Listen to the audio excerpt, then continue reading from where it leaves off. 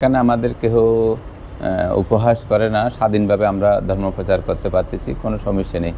এখানে তো আমাদের আন্তর্জাতিক বুদ্ধিবিহারে প্রায় 24 ঘন্টা সরকারের প্রতিরক্ষা মন্ত্রণালয় থেকে এখানে প্রোটেকশন বা নিরাপত্তা দেওয়া হয়, পুলিশ এবং আনসার প্রতিনিয়ত থাকে, আমাদের জন্য কোনো সমস্যা নেই।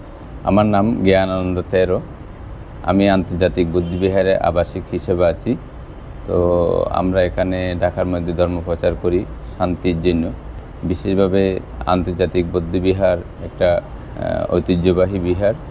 বিশেষভাবে ঢাকার মধ্যে যে সমস্ত বৌদ্ধবিহার আছে তন্মধ্যে অন্যতম।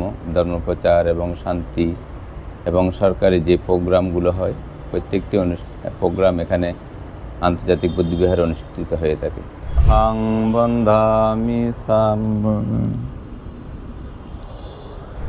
বিশেষভাবে এখানে আমাদের কেহ উপহাস করে না, স্বাধীনভাবে আমরা ধর্ম প্রচার করতে পারতেছি, কোনো সমস্যা নেই।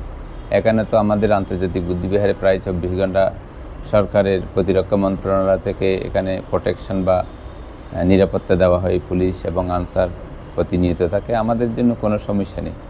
আমরা নিরাপদে ধর্ম প্রচার করতে পারতেছি।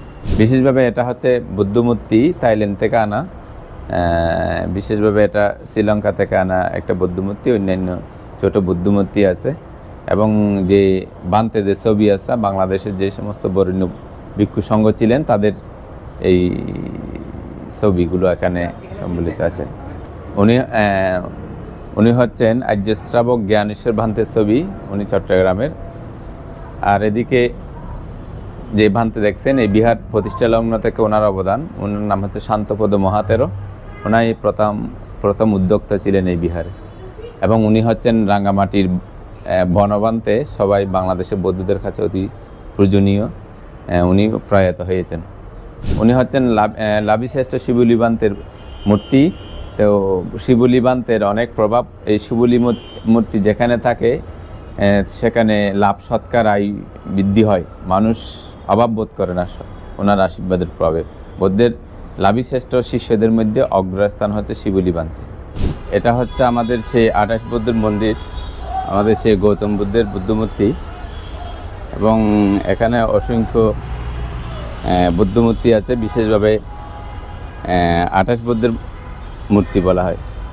এগুলো সবগুলো হচ্ছে 28 বুদ্ধের বুদ্ধমূর্তি।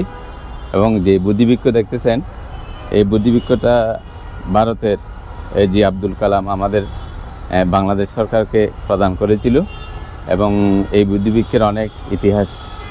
তো এটা হচ্ছে মূলত 28 বুদ্ধের মন্দির। এটা শ্রীলঙ্কানরা তৈরি করেছে। এখানে যারা শ্রীলঙ্কান বৌদ্ধ সম্প্রদায় আছে তাদের টাকা পয়সা খরচ করে এখানে এটা নির্মাণ করেছে। অনেক শ্রীলঙ্কান উপাসক উপাসিকারা এখানে এসে সন্ধ্যায় বুদ্ধি পূজা করে, 28 বুদ্ধের পূজা করে। এবং আমাদের যারা বৌদ্ধ সম্প্রদায় ঢাকাতে আছে তারা সকলে সন্ধ্যায় এসে এখানে প্রার্থনা করে।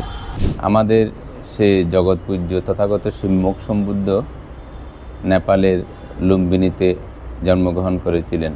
এক সময় নেপাল, পাকিস্তান, আফগানিস্তান, ভারত, বাংলাদেশ সবগুলো জম্বুদ্বীপের অন্তর্গত ছিল। পরবর্তীতে এগুলো বিভক্ত হয়েছে। যে তথাগত সম্যক সম্বুদ্ধ লুম্বিনীতে জন্মগ্রহণ করার পর কপিলা বস্তিতে উনি বড় হয়ে উঠেছিলেন। সেই সিদ্ধার্থ গৌতম, উনি 16 বছর বয়সে বিবাহ বন্ধনে আবদ্ধ হয়েছিলেন।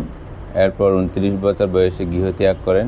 গৃহত্যাগ করার পর 6 বছর কঠোর সাধনা করেছিলেন সমগ্র ভারতবর্ষে এবং ভারতের বৌদ্ধগয়ার আশেপাশে স্থানে। এবং বৈশাখী পূর্ণিমা দিবসে 35 বছর বয়সে সেই সিদ্ধার্থ গৌতম জগৎ পূজ্য বুদ্ধ হন বা বুদ্ধত্ব জ্ঞান লাভ করেন। বুদ্ধত্ব জ্ঞান লাভ করার পর উনি 45 বছর যাবৎ দেবমানবের কল্যাণে জাতি ধর্ম বর্ণ নির্বিশেষে সকলের জন্য আমাদের সে তথাগত সম্যক সম্বুদ্ধের শান্তির ধর্ম প্রচার করেছিলেন।